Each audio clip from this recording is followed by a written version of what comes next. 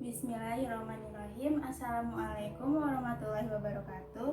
Nama saya Hanunur Fauzia dari kelas 2E Parasitologi. Nama dosen saya Ibu Mariatul Kiptia. Saya dari kelompok 4 yaitu kelompok Ciliata.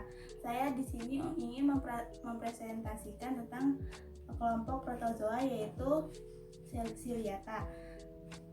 Pertama-tama saya ingin menjelaskan tentang pengertian Ciliata terlebih dahulu. Ciliata itu bagian dari protozoa yang bergerak menggunakan silia atau rambut atau bulu ketar. Ciliata disebut juga infusoria karena biasanya hidup di dalam air buangan yang banyak mengandung zat organik. Kelas Ciliata adalah golongan protozoa yang mempunyai badan yang diliputi oleh silia atau rambut ketar, terdiri dari benang yang berasal dari ektoplasma atau sitoplasma yang berbatasan dengan membran yang pendek dan halus dan sangat panjang. Nah, karakteristik Ciliata yaitu yang pertama bergerak dengan silia atau rambut ketar. Yang kedua, sebagian Ciliata berbentuk mikroskopis. Apa itu mikroskopis? Mikroskopis itu yang ukurannya lebih kecil dari Ciliata yang pada umumnya.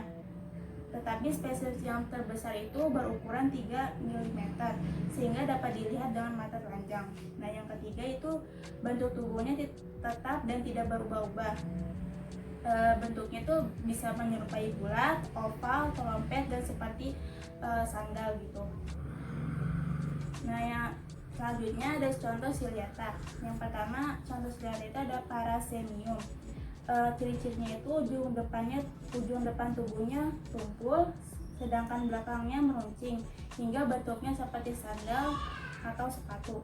Yang kedua ada Didinium. Didinium ini merupakan predator pada ekosistem perairan yaitu pemangsa Paramecium. Jadi Didinium ini ukurannya lebih besar daripada Parasemium. Nah, yang ketiga ada Vorticella. Vorticella ini berbentuk seperti lonceng, bertangkai panjang dengan bentuk lurus atau spiral yang dilengkapi silia di sekitar mulutnya. Jadi itu di sekitar mulutnya itu ada rambut-rambutnya gitu. Hidupnya di air tawar, menempel dengan tangkai batang. Makanannya berupa bakteri atau sisa-sisa bahan organik yang masuk bersama aliran air melalui selaputnya. Nah, yang keempat ada Stentor.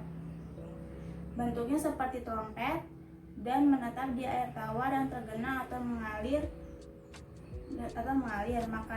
Makanannya adalah Ciliata yang ukurannya lebih kecil. Nah, jadi Stentor ini makanannya bisa yang spesies Ciliata yang lebih kecil, contohnya itu makanannya Parasemium. Nah, yang selanjutnya ada habitat dan peranannya. Habitatnya itu Ciliata biasanya hidup bebas di lingkungan berair, baik air tawar maupun air laut, dan banyak yang mengandung bahan organik. Jadi Ciliata itu nggak semuanya bersifat parasit bagi manusia atau bagi hewan lain. Ada juga yang banyak mengandung bahan organik. Bahan organik itu biasanya bisa dibuat pupuk dan yang lainnya. Terus yang kedua khusus hewan Ciliata ini pencernaannya rumput. Terus yang kedua ada peranannya ada yang menguntungkan, ada yang merugikan. Yang menguntungkannya itu contohnya Didinium, mirip ceret bertangkai. Didinium juga berperan sebagai predator di air tawar. Nah, yang kedua ada peranan yang merugikan, contohnya itu Balantidium coli. Hidupnya sebagai parasit di dalam usus manusia dan dapat menyebabkan gangguan pada perut. Selain itu dapat menyebabkan diare berdarah. Nah, jadi kalau misalnya kita kayak buang-buang air terus buang-buang air itu bisa berdarah, itu bisa aja karena parasit ini namanya Balantidium coli. Terus selanjutnya ada gejala klinisnya. Penderita yang memiliki kekebalan tubuh yang baik biasanya tidak memberikan gejala, namun bagi penderita dengan sistem kekebalan tubuh yang buruk dapat menjadi berat, bahkan dapat menimbulkan kematian. Penyakit dapat terjadi menahun dengan diare yang diselingi konstipasi, sakit perut, tidak nafsu makan, muntah, dan kakeksia atau kalkeksia. Nah, yang selanjutnya ada reproduksi siliata. Reproduksi siliata itu ada dua, ada yang seksual dan seksual. Yang pertama ada seksual. Contohnya itu spesies Paramecium. Berkembang biaknya dengan cara pembelahan biner. Pembelahan biner itu berarti pembelahan dua. Satu sel membelah menjadi dua, kemudian menjadi 4 dan 8 dan seterusnya. Pembelahan ini diawali dengan pembelahan makronukleus. Setelah itu terjadi penggantian membran plasma dan akhirnya terbentuk dua sel anak. Contohnya nanti ada contoh gambar aseksualnya, nanti saya sertakan. Nah, yang kedua ada seksual. Contohnya itu spesies Paramecium. Berkembang biaknya itu secara kawin atau seksual, yaitu dengan cara konjugasi atau perpaduan dua gamet yang serupa yang kemudian menggabungkan intinya. Perkembangan seksual pada manusia dapat dilihat pada gambar di atas ini, nanti saya sertakan. Nah, yang selanjutnya ada pengobatan dan penjagaannya. Obat-obatannya itu dapat diberikan untuk mengobati parantidiosis, yaitu yang pertama ada tetrasiklin, yang kedua ada metronidazole, yang ketiga ada iodoquinol. Nah, cara pencegahannya itu yang pertama menjaga kebersihan per orang dan lingkungan, yang kedua itu lindungi tempat penampungan atau sumber air untuk masyarakat dari kontaminasi kotoran babi. Yang terakhir itu beri penyuluhan pada masyarakat tentang hygiene perorangan atau personal hygiene. Yang terakhir ada siklus hidup siliata. Yang pertama itu stadium kista dan tropozoid dapat berlangsung dalam satu jenis hospes. Hospes itu apa? Hospes itu sebagai pembawa. Hospes itu ada yang pembawa alamiah dan ada pembawa non alamiah. Yang hospes alamiah ini adalah babi dan manusia, merupakan hospes insidentil. Jika kista infektif setelah di dalam usus besar akan berubah menjadi bentuk tropozoid.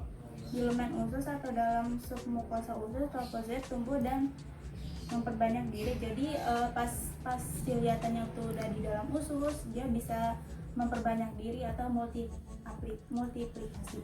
Jika lingkungan usus kurang sesuai bagi tropozoid akan berubah menjadi kista. Jadi kalau misalnya usus kita keadaannya jadi kurang baik, itu yang tadi tropozoid tadi bisa menyebabkan kista.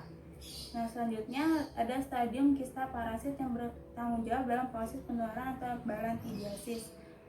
Umumnya kista tertelan melalui kontaminasi pada makanan dan air. Yang kedua, setelah tertelan terjadi existation pada usus halus dan tropozoid berkoloni di usus besar. Yang ketiga itu tropozoid dalam lumen usus besar binatang dan manusia di mana memperbanyak diri dengan cara pembelahan binary fission. Nah, yang tadi pembelahan binary itu berarti aseksual. Yang keempat ada tropozoid menjadi kista infektif. Yang kelima, beberapa tropozoid juga menginvasi ke dinding usus besar dan berkembang beberapa kembali ke lumen dan memisahkan diri. Yang terakhir, kista matang keluar bersama tinja. Sekian penjelasan mengenai siliata dari